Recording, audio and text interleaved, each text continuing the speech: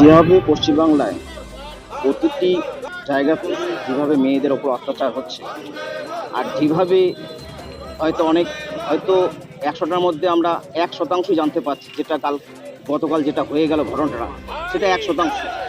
কারণ যেভাবে মেয়েটাকে ব্ল্যাকমেল করা হয়েছে, যেভাবে তার উপর টর্চার করা হয়েছে, সেভাবে অন্য কোনো মেয়ে হয়তো এটা সামনে আসতো না।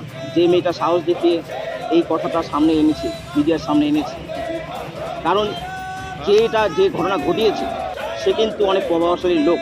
আমরা তাকে সবার সামনে দেখতে পেয়েছি, অনেক বড় বড় নেতার সামনে দেখেছি, তার গুরুত্ব অনেক। তিনি যে এই জঘন্যতম ঘটনা ঘটিয়েছে, তারপরে যেভাবে সে রাতে নিজের বাড়িতে ছিল, তারপরের দিন যেভাবে কাটিয়েছে, তার মানে সে বোঝা যাচ্ছে এই ঘটনা তার জন্য জলভার।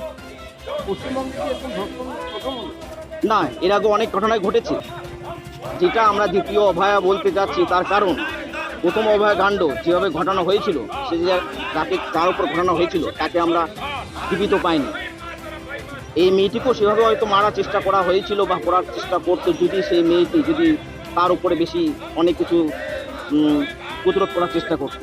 কিন্তু যেভাবে দেখা গেছে, যেভাবে তার উপর ব্ল্যাকমেল করার চেষ্টা করা হয়েছে, সেভাবে হয়তো তারা ভেবেছিল যে এই মেয়েটি হয়তো ভয় পেয়ে কারো কাছে সামনে বলবে না।